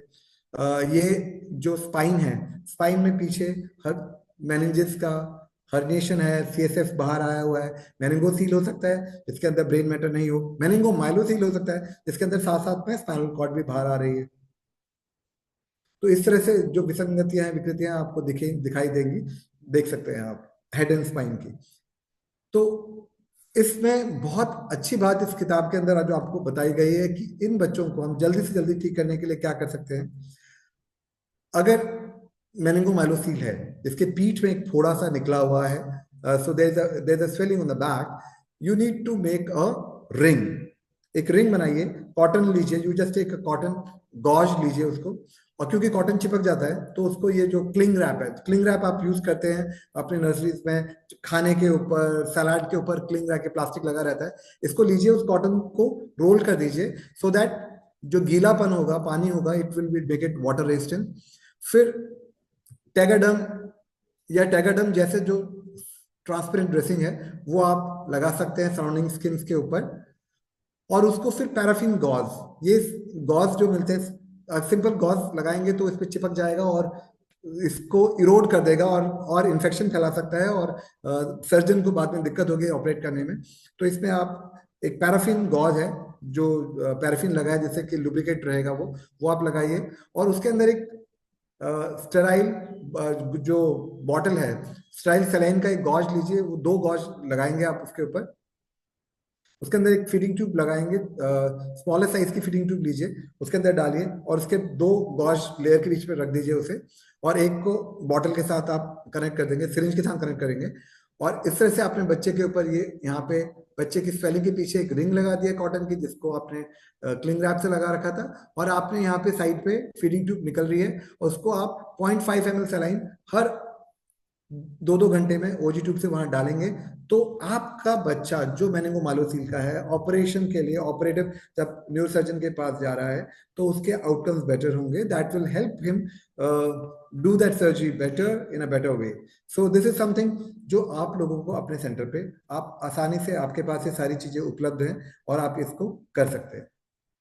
फेस के अंदर, हेड टू टो के अंदर, फेस में you can have facial expressions, dysmorphic appearance, mouth टेढ़ा है, फेशियल पैल्सी है, आप देख सकते हैं। आईज के अंदर, आई लिड के अंदर, आई लिड में गैप है, हो सकता है फेशियल मार्क्स हो सकता है नियर आई बॉल कैसी है, धसी हुई है अंदर, इट इज एनॉप्थाल्मस, बाहर की तरफ निकली हुई है कि अंदर की है, या बहुत पास है दोनों आई बॉल, या बहुत दूर है, या सिंगल आई बॉल है, या आप देख सकते हैं। Position in relation to the nasal bridge बताया मैंने। जो कॉर्निया है, काला पोर्शन है हमारा आँख का, पुतलियों का, तो उसके अंदर क्या सफेदी है, हेजीनेस है कि नहीं, कॉर्निया इज वाइट और नॉट, प्यूपल्स किस तरह के हैं, वो जो डॉक्टर्स हैं वो पक्का देख सकते हैं, नर्सेज देख सकते हैं एएनएम को। लेंस वाइट तो नहीं है, और बहुत ज्यादा like this is a white, ठीक है, लेंस आपको दिख रहा है कि इस बच्चे को कैटरेक्ट है। यहाँ पे एक हेमेंजियोमा है जो आई के पास है। यहाँ पे बिल्कुल वाइटिश हो रहा है और ग्लोकोमा बन चुका है इस बच्चे को।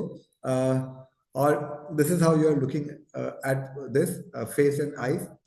Years, family history of deafness आप पहले ले चुके हैं। कान अपने अपनी जगह पे है कि नहीं, पोजीशन क्या है उस ईयर की, what is the shape of that year, कैसे वो दिखता है, और क्या आपको जो एक्सटर्नल ऑडिटरी मीटर्स है, कान का छिद्र है, वो आपको देख खुला हुआ है कि नहीं है, तो पेटेंट है कि नहीं है, ये आप देख सकते हैं। सो दिस इज एनोशिया, जहाँ पे कान बिल्कुल नहीं दिख, है ही नहीं, बना ही नहीं है, कोई छेद ही नहीं है। और यहाँ पे माइक्रोटिया है, आपको छेद है बट कान का जो शेप है वो क्रम्पल्ड है, अलग अलग फॉर्म में है। माइक्रोटिया अलग अलग फॉर्म में हो सकते हैं, कई बार प्री ऑरिकुलर टैग्स हो सकते हैं जो कि इतने बड़े डिफेक्ट नहीं है, उनको हम नहीं नोट कर रहे हैं, बट हाँ कान की शेप हम जरूर नोट कर रहे हैं। माउथ के अंदर आप माउथ देख रहे हैं, छोटा है, बड़ा हुआ है, जुड़ा हुआ है, या लिप्स कैसे हैं, लिप्स में क्लेफ्ट तो नहीं है, कटा हुआ तो नहीं, लिफ्ट नहीं है, ठीक है, तो क्लेफ्ट लिप है।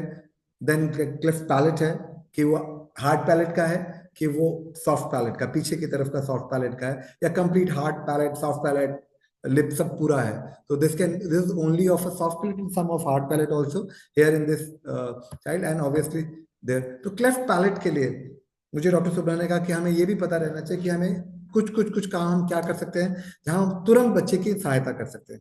सो you need to help, this is not just because this is some birth defect you need to refer them blindly, जाइए इस बच्चे में डिफेक्ट आप कीजिए, आप कुछ कर सकते हैं। क्लेफ्ट लिप वाले बच्चों को आप जैसे मान लीजिए यूनिलेटरल क्लेफ्ट लिप है, आपको लग रहा है कि यहीं पे छेद क्लेफ्ट है, उसको ब्रेक है, अगर आप उसको पिंच करके दूध पिला सकते हैं और पैलेट में कोई डिफेक्ट नहीं है तो ट्राई टू यूज दैट।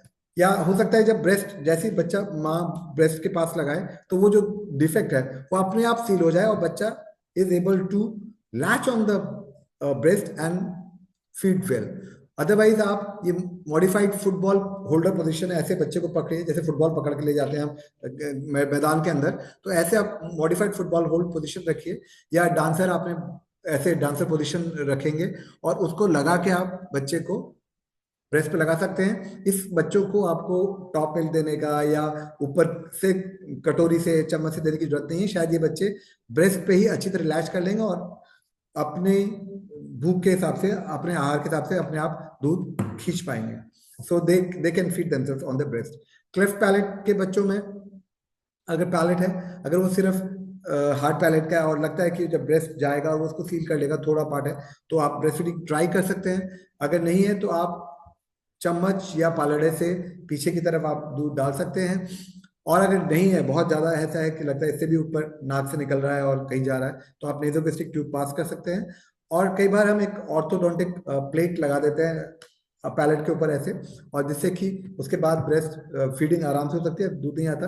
कुछ स्पेशलाइज मीट जॉनसन मॉडिफाइड ये बॉटल्स भी आती हैं जो आप इस्तेमाल कर सकते हैं, जो स्पेशलाइज बॉटल है। I am not suddenly not promoting any bottle here in this forum. Chin, neck and clavicles के लिए अगर स्मॉल रिसीडिंग चिन है, उसकी ठोड़ी काफी अंदर हो रखी है, तो उनमें बच्चों में दिक्कत आ सकती है, क्योंकि ठोड़ी बहुत अंदर है तो जो जीभ है, टंग है, it will not rest on the mandible because it's a very small mandible and the tongue will fall back. तो when the tongue falls back, tongue पीछे गिरती है तो सांस रुकने का की प्रॉब्लम हो सकती है और बच्चे को सांस लेने में तकलीफ हो सकती है। तो baby can present with respiratory distress, even apnoea as well. So अगर चिन है, नेक में वेबिंग है या नेक में वेब बने हुए हैं छोटे यहाँ साइड पे, तो आपको टर्नर सिंड्रोम सोच सकते हैं आप। मासेस हैं जैसे सिस्टिक हाइग्रोमा है, तो ये तो स्मॉल चिन का था। ये आपको सिस्टिक हाइग्रोमा है, बड़ा सा है बच्चे को, इस बच्चे को तो खैर निकालना, हेड एक्सट्रैक्ट करने में भी दिक्कत होती है, तो ऑब्वियसली ऑपरेशन करके शायद निकालना पड़ता है। तो बच्चे क्लेविकल है नहीं है, तो ये कुछ है जो आपको चिन, नेक और क्लेविकल में दिख जाता है।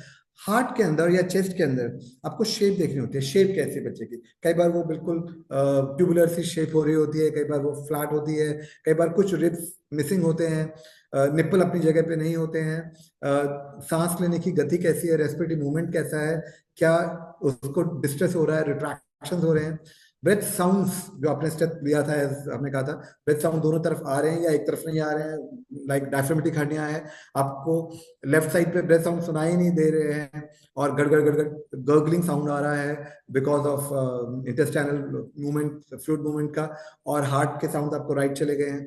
पल्सेस में आप देख सकते हैं फिमोरल प्रेजेंट है कि नहीं, अगर कोऑक्टेशन है तो फिमोरल पल्सेस नहीं मिलेंगी। एपेक्स बीट आपके अपनी जगह पे मूव है, ये थोड़े डॉक्टर्स को जो सक्षम है, जिनको एक्सपीरियंस वो कर सकते हैं।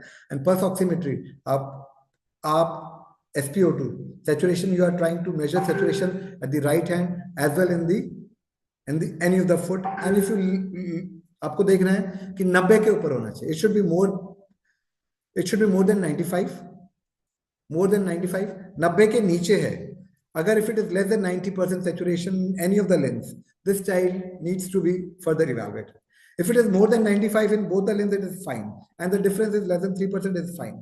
95 से ऊपर है कोई दिक्कत नहीं, ठीक है। 90 से कम है पक्का दिक्कत है। 90 to 95 में indeterminate है, you must talk to the doctor and they will repeat it after 1 hour or so, ठीक है। सो अब ये बहुत सारे के सारे हार्ट डिफेक्ट हो सकते हैं, ट्रांसमिशन, ये सब तरह तरह के, जिसको आप ऊपर से नहीं देख सकते हो, बट हाँ अगर आपने बच्चे का नीला रंग देख लिया है, अगर आपको पल्स ऑक्सीमेट्री में 90% से कम मिल रहा है, तो इन बच्चों में हार्ट डिफेक्ट होने के चांसेस हो सकते हैं। एब्डोमेन और एनएस की जो डिफेक्ट है तो बड़ी तेजी से आप पता कर सकते हैं, पता भी चल जाता है आपको। और एब्डोमेन की शेप कैसे है, अगर बोर्ड शेपेड है, बिल्कुल एब्डोमेन खाली एकदम पिचका हुआ सा लग रहा है, तो हो सकता है कि वो डायफ्रामेटिक हर्निया है और सारे कंटेंट्स चेस्ट में चले गए हैं, वो आप देख सकते हैं। ज्यादा प्रोट्रूडेड एब्डोमेन है तो आपको पता चल सकता है क्या है। एब्डोमेन में डिफेक्ट है तो आपको पता चलेगा कि पूरी वॉल नहीं है और सारे के सारे इंटेस्टाइन बाहर आई है, which is can be seen in gastroschisis. Umbilicus है, बट अम्बलाइकस के थ्रू ही हर्निया आ रहा है, तो वो आपको दिखाई देगा। लाइक और एनएस में आप देख रहे हैं कि एनएस की पोजीशन क्या है, एनएस अपनी जगह पे है कि नहीं है, और एनएस बना हुआ है बट उस पर छेद है कि नहीं है। कई बार आपको छेद होता है बट वो थोड़ा हाई ब्लॉक होता है, कई बार आपको एनएस ओपनिंग ही नहीं दिखती है, तो obviously that is easier to diagnose कि ये तो एनल एट्रेजिया है। But sometimes there is a opening but there is a high anal atresia, तो उसके अंदर आपको देखना है बच्चे ने अगर 24 आवर्स तक मेकोनियम नहीं पास किया है, तो certainly this is a child where there can be a anal atresia also. This is, आप देखेंगे यहाँ पे अम्बलाइकल कॉर्ड है और अम्बलाइकल कॉर्ड अलग है। अम्बलाइकल कॉर्ड के बगल से लेफ्ट और राइट साइड कहीं से भी इंटेस्टाइन बाहर आ रही है, ठीक है, इसको कहते हैं गैस्ट्रोकाइसिस सारी की सारी। इस कंडीशन में आपको क्या करना है, आपको ध्यान रखना है कि सूखे ना, अगर ये सूख गई इसको आपको मॉइस्ट रखना है, आपको गॉजेस लगाने, जैसे आपको बताया गया था, प्लास्टिक लग रहा है, गॉज लगाना है और इसको पूरे को कवर करके रखना है, मॉइस्ट रखना है सारे टाइम, बिफोर कि वो जो सर्जन है उसको दोबारा से इंटेस्टाइन अगर वो डिफेक्ट खोल के दोबारा डाल सकता है, अंदर डाले या किसी भी तरीके से इस पर कैसे काम करेगा सर्जन के पास, बट ये इंटेस्टाइन जो है ये लाइव रहनी चाहिए till the time you are taking the child to a paediatric surgeon, ठीक है। तो इसमें अगर सूख जाएगा, वो नेक्रोज हो जाएगा तो दिक्कत हो जाएगी, ठीक है। तो आपको इस इंटेस्टाइन को लाइव रखना है, ठीक है, ऑब्वियसली। और इससे लॉसेस बहुत ज्यादा होते हैं, तो उसी के अनुपात में similarly you need to give fluid management accordingly also. Urinary tract, bladder wall, इस कंडीशन में ब्लैडर वॉल है ही नहीं आगे की तरफ, तो आप देखेंगे अम्बलाइकस से लेके जहां तक यूरेथ्रा था वहां तक पूरा एब्डोमेन वॉल है ही नहीं, तो आपको जो दिख रहा है वो ब्लैडर की पीछे वाली वॉल दिखाई दे रही है। It's a posterior wall of bladder which is seen, this is known as bladder exstrophy, right. So इस कंडीशन के अंदर एपिस्पेडियस भी होता है और जो यूरेथ्रा है वो ऊपर की तरफ होगी। यहाँ पे ये जो आप देख रहे हैं खासतौर पे हाइपोस्पेडियस मेल्स के अंदर, it should be at the tip, urethral opening tip पे होनी चाहिए, बट अगर टिप पे नहीं होके वो नीचे हो, ग्लैंडुलर हो, नीचे हो, सब कॉरोनल हो, अलग अलग जगह पे हो, तो आपको पता चलेगा एक मुड़ा हुआ सा पेनिस दिखाई देगा जिसको कॉडी कहते हैं। वो आपको एक टिप, एक हिंट देता है कि इस बच्चे के अंदर देयर कैन बी हाइपोस्पेडियस, राइट। सो साथ में आपको बच्चे की यूरेथ्रल ओपनिंग चेक करनी है कि यूरिन कहाँ से आ रहा है, यहाँ से आ रहा है कि यहाँ से आ रहा है कि यहाँ से आ रहा है, कि पिनोस्टॉटल है और स्कॉटल से आ रहा है। This is a kind of hypospadias, you need to check, ठीक है। और आपको यूरिन स्ट्रीम सही धार आ रही है कि नहीं आ रही है, it's a good stream or it is a very weak stream or it is an interrupted stream which is coming, that can give you an idea about some valves.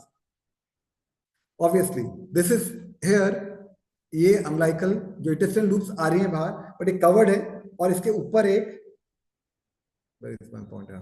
यहाँ पे आपको दिखेंगे, यहाँ पे आपको umbilical इसके ऊपर दिखाई देगा. So this is a hernial sac, this is umbilical hernia omphalocele. ये gastrochysis नहीं है क्योंकि इसमें एक sac बना हुआ है. Genitalia, penis including foreskin, कैसा है? Scrotal size, कलर कैसा चल रहा है? आपको और कोई ओपनिंग जैसे ये इसके अंदर क्लाइटोरिस इज वेरी लार्ज और आप जो स्कॉटम है वो क्लियरली नहीं दिखाई दे रहा है. There is it doesn't look like labia majora, it may be a bifid scrotum also.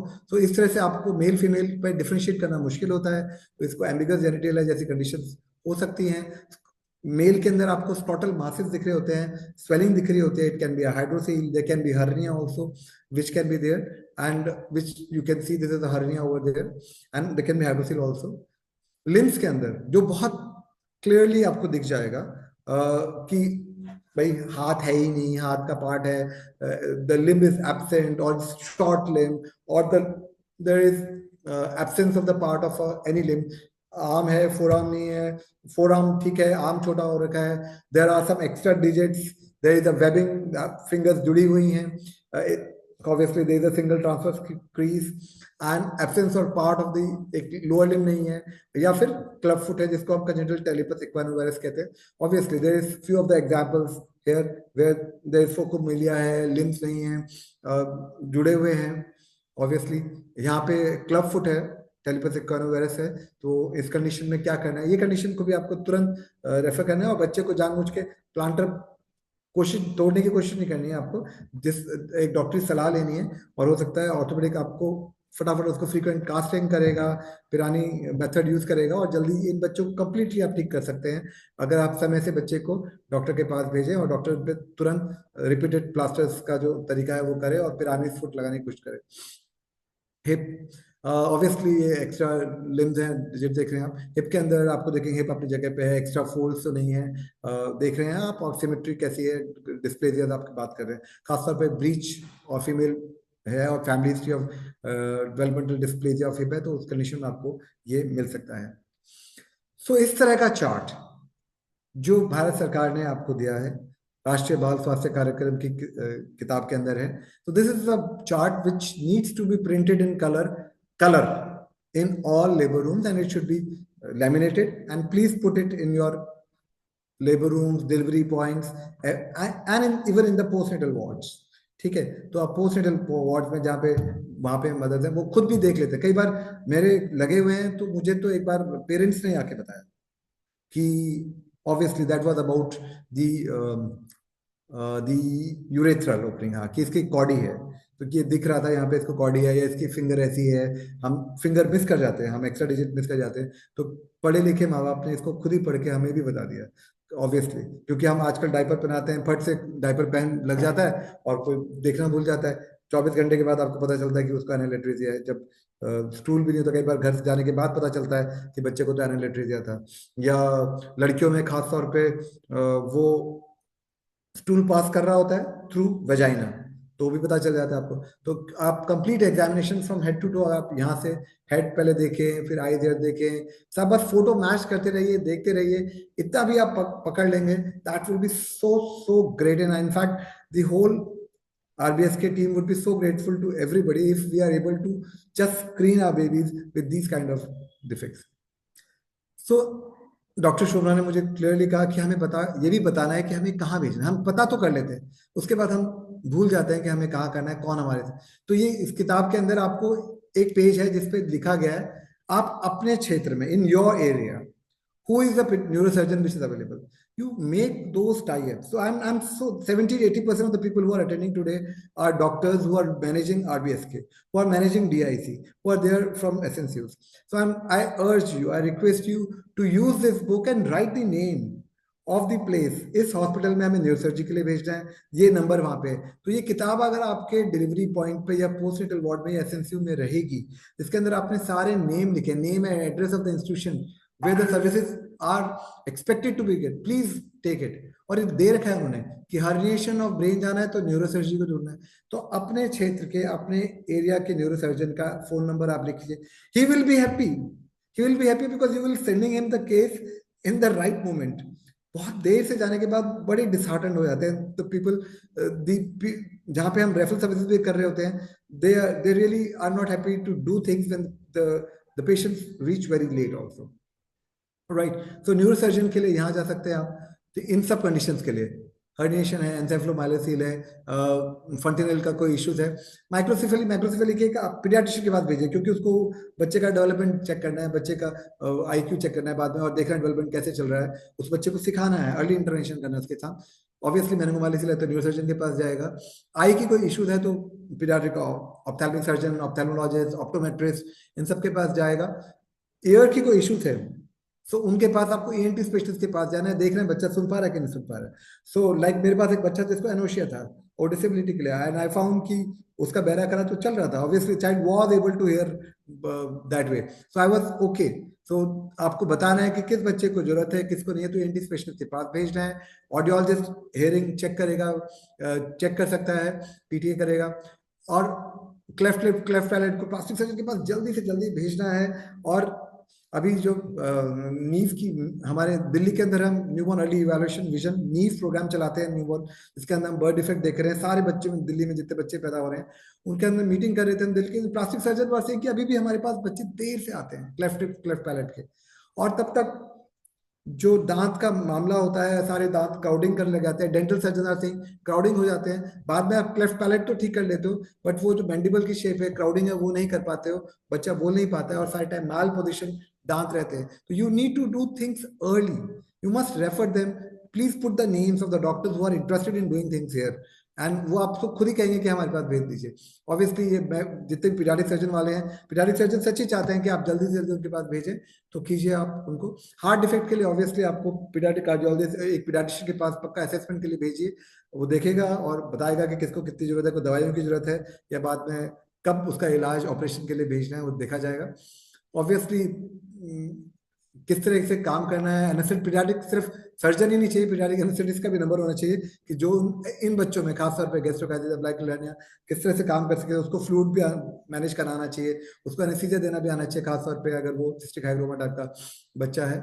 So all this conditions would require some reference. So doctor Shobhana really wanted me to tell कि आपको early management किस किस condition पे आप अपने centre में ही कर सकते हैं. You can do that management at your place, and you need to refer, you cannot just abandon the child. ये कि भाई अरे ये तो कुछ डिफेक्ट वाला बच्चा है, ले जाइए तो हाई सेंटर जाइए. आप हाई सेंटर चूज कर लीजिए पहले से. वो पूरे देश में कहीं घूमता नहीं रहेगा. he is not going to go around the whole state only.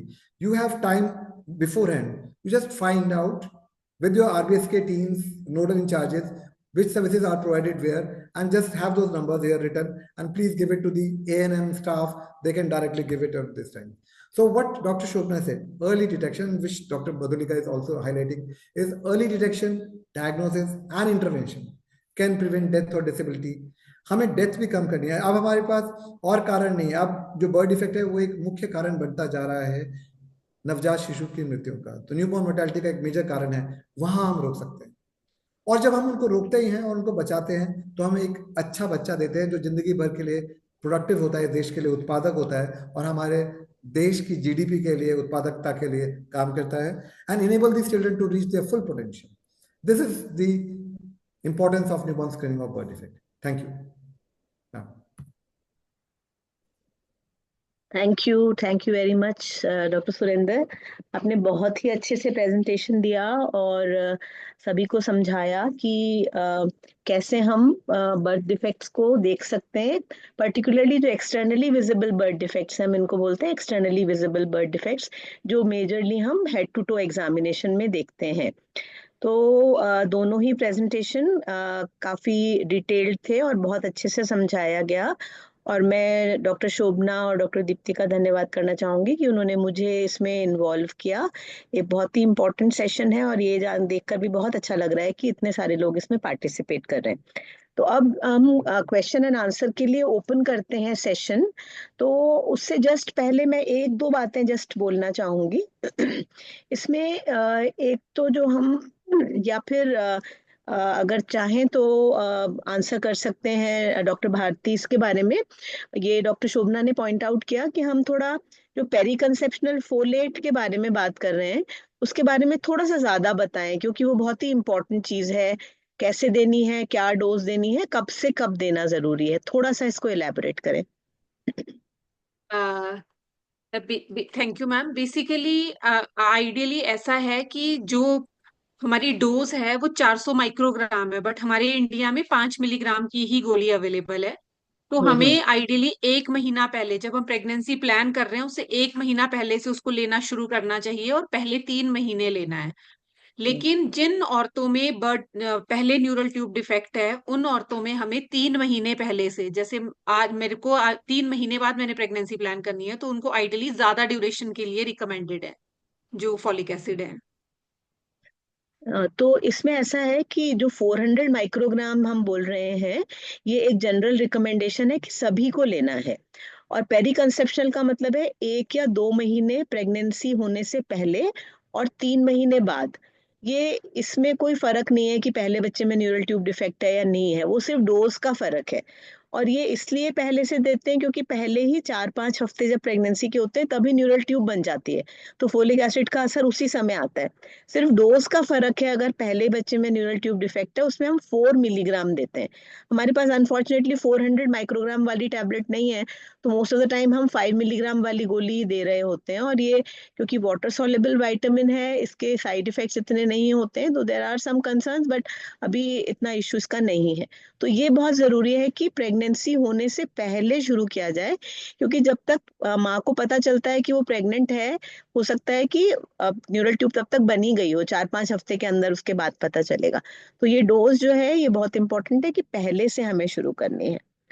और एक जो दूसरी बात ही पेरी कंसेप्शनल की बात थी, और दूसरी एक बहुत इंपॉर्टेंट बात जो डॉक्टर भारती ने बोली कि मेडिसिन जो है वो कोई भी मेडिसिन हो, चाहे रेगुलरली भी कोई मेडिसिन बहुत दिनों से चल रही है और अगर प्रेगनेंसी प्लान कर रहे हैं तो उससे पहले जरूर डिस्कस करना चाहिए डॉक्टर से कि इससे बच्चे पे असर आएगा या नहीं।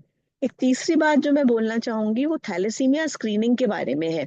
डॉक्टर भारती ने बहुत ठीक बोला कि थैलेसीमिया का जो कैरियर की फ्रीक्वेंसी है वो कुछ कुछ स्टेट्स में ज्यादा है, पर ये एज अ जनरल रिकमेंडेशंस कोई भी एरिया में, नॉर्थ साउथ ईस्ट वेस्ट, अभी का ये रिकमेंडेशन है कि सभी एंटीनेटल मदर्स को प्रेफरेबली बिफोर प्रेगनेंसी अगर हो सकता है या अर्ली इन प्रेगनेंसी सभी को टेस्ट किया जाना चाहिए HbA2 टेस्टिंग के द्वारा, टू चेक कि वो कैरियर है या नहीं है। तो ये पर्टिकुलरली अगर फैमिली हिस्ट्री है या पर्टिकुलरली कोई पर्टिकुलर रीजन में है तो ऐसा नहीं है, सारी मदर्स को हमें थैलेसीमिया के लिए टेस्टिंग करनी है। तो ये कुछ पॉइंट्स थे जो मैं हाईलाइट करना चाहती थी। और अब जो कुछ क्वेश्चंस हैं मेरे ख्याल से कुछ तो Q&A में हैं और कुछ चैट में भी हैं, तो दीप्ति आप कोऑर्डिनेट करना चाहोगी या मैं पढ़ के और पूछूं आंसर्स, कैसे करें? मैम आप कर लीजिए।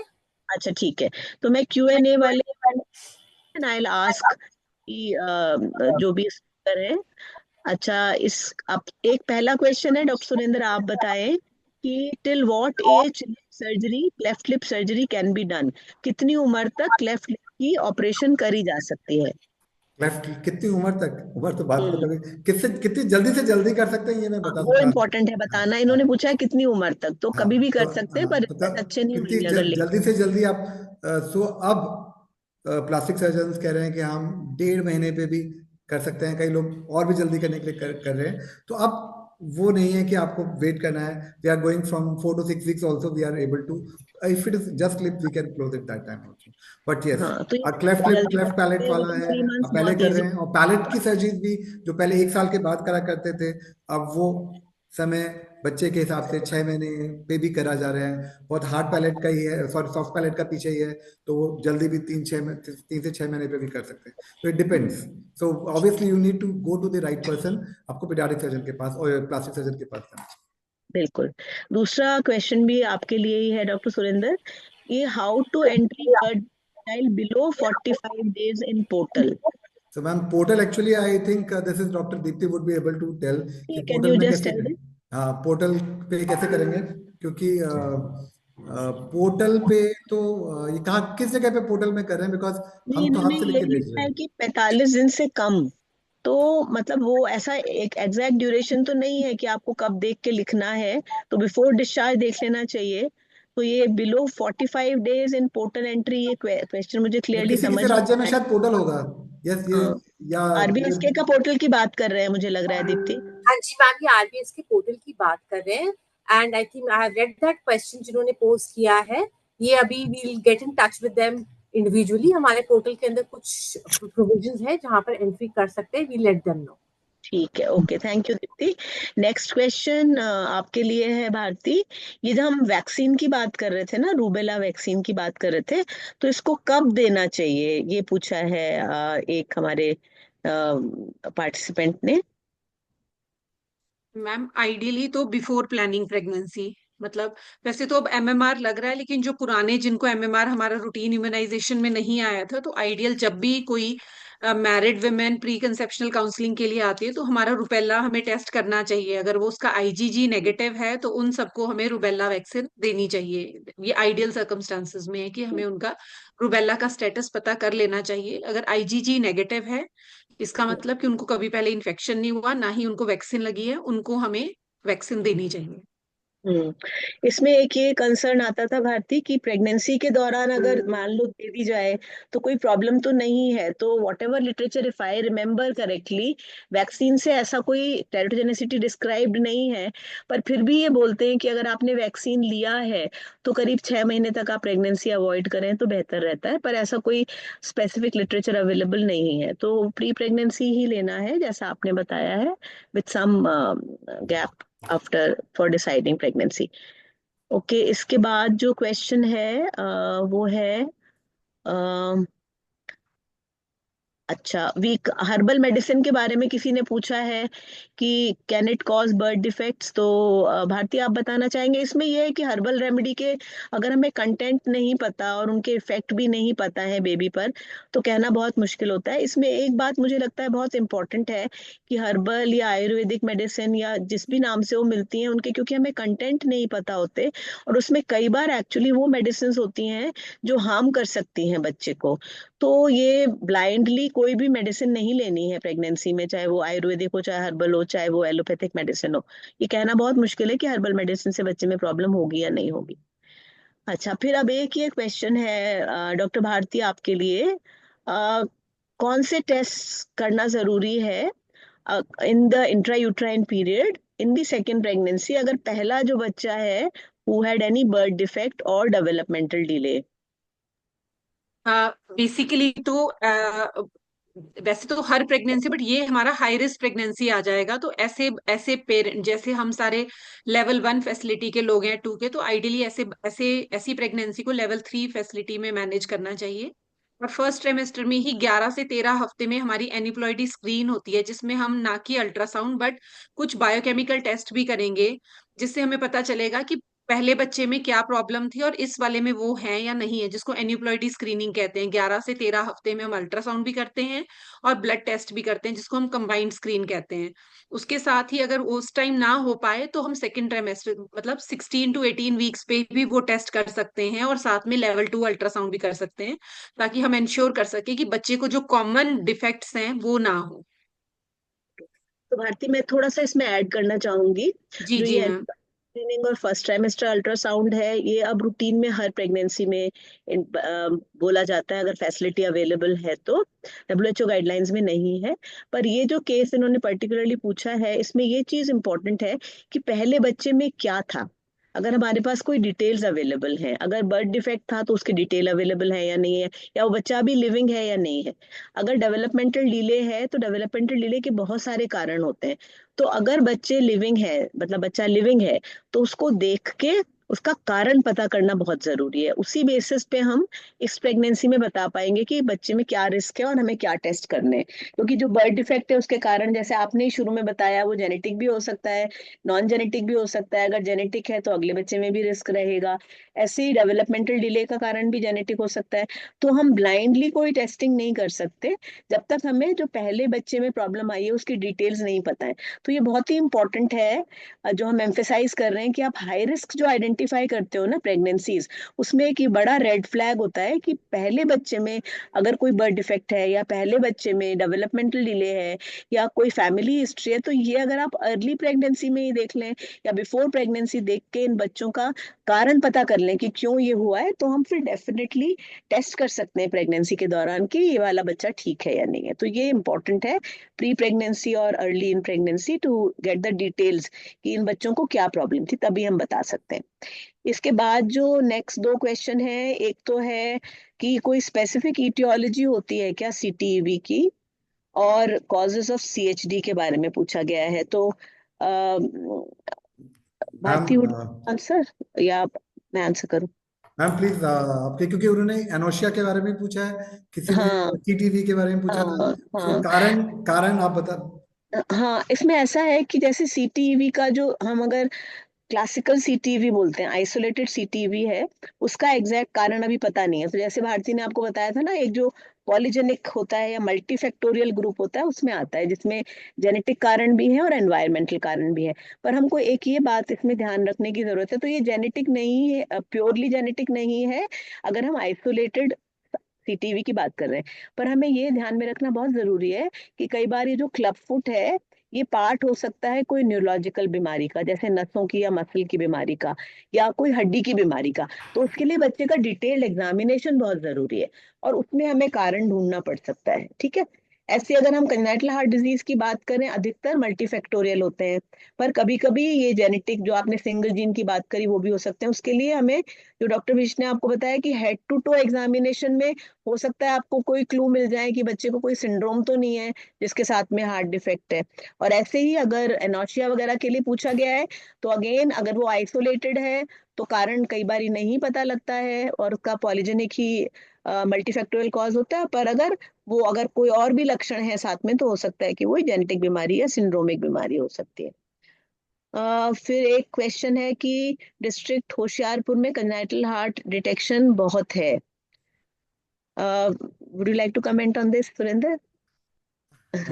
मैम ये तो शोध का विषय है, ये तो रिसर्च का विषय है, और ये आप बता रहे हैं, और जो देश के मंत्रालय है वो देख रहा है, और जरूर एक कुछ अगर आपने बात उठाई है तो ये जरूर देखा जाना चाहिए कि क्यों वहाँ पे। तो जो हमारा 1:8/1000 है, अगर हार्ट डिफेक्ट का, और सीरियस हार्ट डिफेक्ट का 3/1000 है, और क्रिटिकल कंजेनिटल हार्ट डिफेक्ट का 1 to 2/1000 हार्ट डिफेक्ट अगर उससे ज्यादा है, तो जो प्रेवलेंस है, जो इंसिडेंस आ रहा है उससे ज्यादा आ रहा है, तो हम जो देखना चाहेंगे कि क्या कारण है जिसकी वजह से ऐसा हो रहा है। ठीक है, एक शायद लास्ट क्वेश्चन है एंकाइलोग्लोसिया के बारे में। हाँ मैम, ये क्योंकि ये ब्रेस्ट फीडिंग से रिलेटेड भी है, और इसको मैं विस्तार बताना चाह रहा था, क्योंकि टंग टाई को बहुत ज्यादा लोग उससे ब्रेस्ट फीडिंग ओवर नहीं यूज करते हैं। करते हैं। हाँ, और अगर बच्चा ब्रेस्ट फीडिंग कर पा रहा है और जरा सी टंग टाई है, थोड़ा सा दिख रहा है, बट जीभ होठों से बाहर आ सकता है, ठीक है, तो उसमें तो कुछ करना ही नहीं है, continue to breast feed the child. उससे स्पीच में भी कोई खास इफेक्ट नहीं होता है। अगर स्पीच के समय जब 6 महीने का, 7 महीने का होगा, उस वक्त आप ईएनटी वाले से पूछ लीजिए, अगर स्पीच में दिक्कत आ रही है, वैसे स्पीच में कोई दिक्कत आती नहीं है, बट अगर बिफिड टंग है जिसमें बिल्कुल ही वो स्नेक लाइक बिफिड हो चुका है, इतना टाइट एंकाइलोग्लोसिया है, in that case please refer to the ENT person and they may try to remove it as soon as possible. ठीक है, एक क्वेश्चन है कि अगर 12 साल का बच्चा है जिसको क्लेफ्ट लिप है, तो कैन ही अंडरगो सर्जरी? इसके बारे में मैम, अब वो तो एडोलेसेंस का भी कर रहे हैं, अगर जरा सा भी रह जाता है शादी से पहले, अगर पुरानी क्लेफ्ट लिप सर्जरी हो रखी है, बहुत अच्छी नहीं हुई है, शादी से पहले दोबारा करना है तो भी कर लेते हैं। हाँ, तो ये बार यही है कि जैसे को डॉक्टर सुरेंद्र ने बताया, जल्दी कराना है, वेट करना है कि शादी के पहले करेंगे surgery. Next question doctor Bharti के लिए है, टॉर्च आईजीजी आईजीएम पॉजिटिव है तो what different treatment is to be taken? ये अगर आईजीएम आईजीजी पॉजिटिव है तो कुछ नहीं करना है, कुछ नहीं करना है। दोनों पॉजिटिव लिखा है ना मैम? हाँ, आईजीजी एंड आईजीएम। तो हाँ आईजीएम पॉजिटिविटी की एक्टिव इन्फेक्शन है, तो वो डिपेंड करता है कि आपका कौन सी बीमारी की बात कर रहे हैं हम टॉर्च में। जैसे टॉक्सोप्लाज्मा के बारे में डॉक्टर भारती ने बताया था, तो उसमें अगर आईजीएम पॉजिटिविटी है तो हमें उसमें ट्रीट करना पड़ता है मदर को, जिससे बच्चे में ट्रांसमिशन नहीं हो इन्फेक्शन का। पर अगर मान लीजिए रूबेला या सीएमवी की पॉजिटिविटी है तो उसके लिए ट्रीटमेंट नहीं होता है। और 20 हफ्ते के बाद, अगर जैसे आईजीएम पॉजिटिविटी है तो 20 हफ्ते के बाद बच्चे का सैंपल लेकर टेस्ट किया जा सकता है कि बच्चे में प्रॉब्लम आई है या नहीं आई है। उसमें कोई अलग से ट्रीटमेंट नहीं देना होता। फिर नेक्स्ट क्वेश्चन Ma'am, है I think, ma'am, हाँ, the questions are coming, just rapid fire questions आ रहे हैं. ओके बहुत लोगों को पढ़ने पड़ेंगे because it is coming. Maybe okay right, and we answer have or not crossed the answer time them. Already, we have already crossed the time. Madhulika ma'am, there's one question I think वो हम लोग को answer करना चाहिए. They are asking about regular immunization of a baby if the parents are giving a history of cyanotic episodes. Okay, This- Surendra like to Ma'am, answer that. vaccination में कोई issue नहीं. Yes. Vaccination is as per the national. Exactly. कोई भी issue नहीं, That's कोई भी exactly problem. what we wanted हाँ, the message to बिल्कुल go. Irrespective of the birth defect, the immunization continues. बिल्कुल। और हम कंटिन्यू करेंगे दीप्ति, या हमको स्टॉप करना है? Because there are many questions. Ma'am hypospadias operation कब तक करवा सकते हैं? सो ये पीडियाट्रिक सर्जन बताते हैं, और ऑब्वियसली वो 1 साल 2 साल जब भी बताएं, जब उन्हें लगता है कि उस पेराइल शाफ्ट का क्या है. So till then how to manage that child, how to prevent infection is what we are more worried, and will take care of that. And we will look at कहीं पीछे से कोई और hydronephrosis तो नहीं हो रहा, we will look into that. But surgery immediate नहीं होती है हाइपोस्पेडियस की, वो समय लगता है और पीडियाट्रिक सर्जन के पास जाना होता है, वो समय से सर्जरी करते हैं. कई बार एक multiple steps surgeries are done. ठीक। We can see, Dipti, if there are one or two more important questions which are common to take. Otherwise, I think we need to wind up. Just 2 or 3 questions more you can see which are being coming common. So all of you can see important questions. They can be taken up. And there's a question regarding rabies vaccine that has come in case of pregnancy. Can the rabies vaccine be given to a pregnant female in case of a dog bite? I'll have to check, but ऐसे कोई contraindication था नहीं ma'am ऐसे. We'll check it. I always remember, always benefit versus risk. When it is important for a mother, so it is important. As such, there is no risk, but electively नहीं देना है. But mother जहाँ उसकी life threatening आता है, rabies mother को protect करना है, तो always think about mother first. That is very important. So remember that.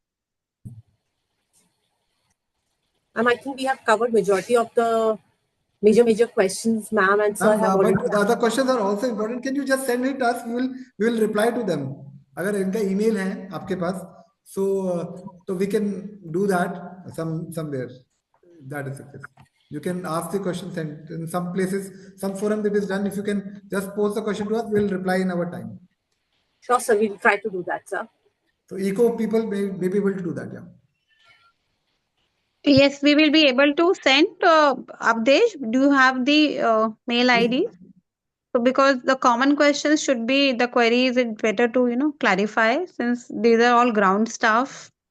Neuromotor. Ma'am, actually, we don't have any registration page for this particular webinar, so we don't have their email addresses, but we have the this record of their questions in the chat they are dropping, so we can select their questions and answer, like, and we And can share in probably the we next can session. have, yes. So what we can do, because many questions are coming related to the management part now, treatment and management. We have not touched that part today too much because we wanted to concentrate on the preventive and the screening part. So probably in the next month we can have, one more session related thoroughly with the management and the treatment linkages, and all these queries can be taken up during those sessions also. So that we will try to do, and everyone still can type their mail. So we can share the answers also, and in next session also we can take. Is that fine? Sure, ma'am. Yes, ma'am. So yeah, Dipti, and you can continue.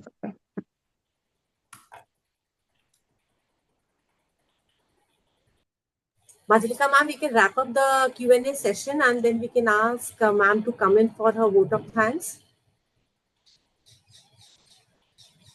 Deepti ma'am, actually Madhulika ma'am just left out because of bandwidth issue. Okay. So we can proceed So, with her ma'am. Dr. Rita ma'am is there. Ma'am, Yeah. can we please invite you for your vote of thanks and summarization, please? Sure. Thank you, Dipti. We can proceed to that.